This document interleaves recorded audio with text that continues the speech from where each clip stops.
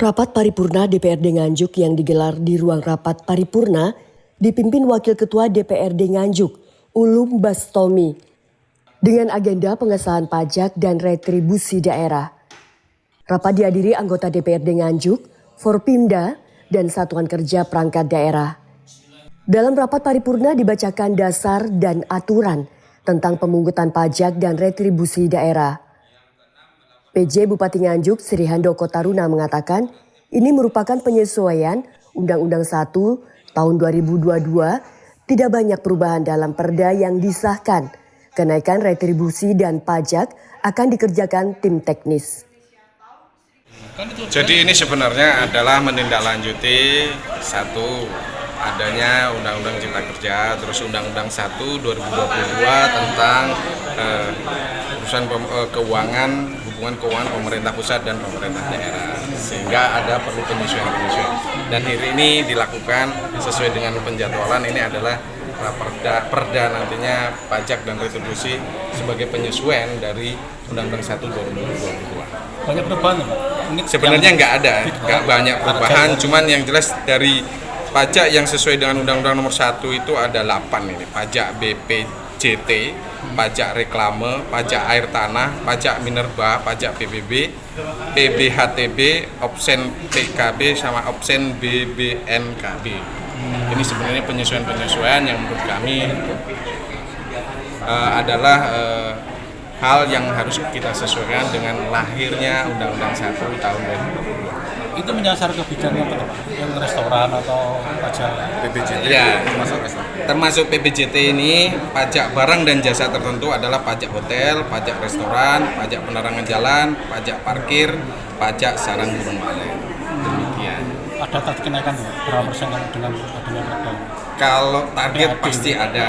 Kalau berapa nanti ada tim teknis yang akan membahasnya. Kami takut ini masih dalam proses yang harus kita bahas, target yang akan kita tentukan.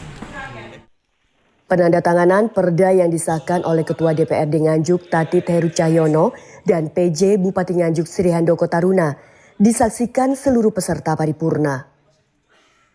Sementara Ketua DPRD Nganjuk Tatit Heru Cahyono menjelaskan pembahasan perda ini cukup lama karena sudah dikoordinasikan dengan provinsi.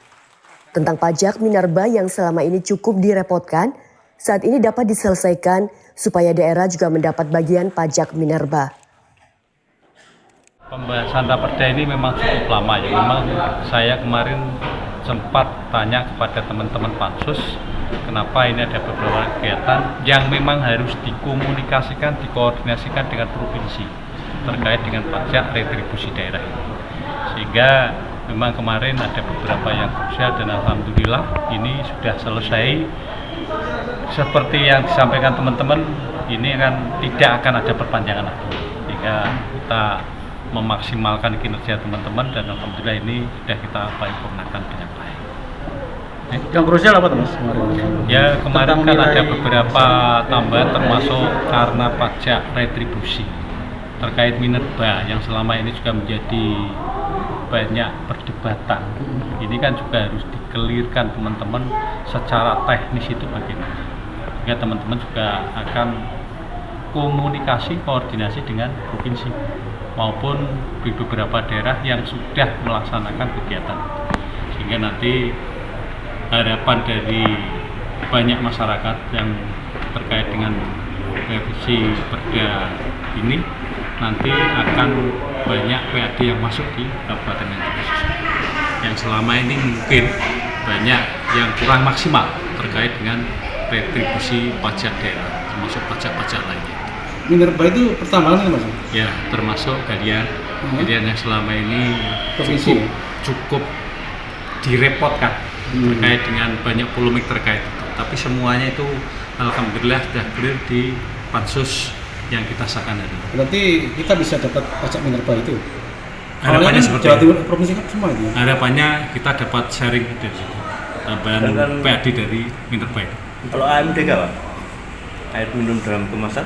Ya, semuanya. Ini kan nanti masuk dalam kita sahkan, kemudian nanti kita minta evaluasi dari gubernur, ini kan sudah berlaku. Keseluruh rangkaian acara rapat paripurna DPRD Nganjuk selesai dilaksanakan. Pimpinan sidang menutup acara dengan mengetokkan palu. Dari Nganjuk, Haryadi Suwandito, Garda TV.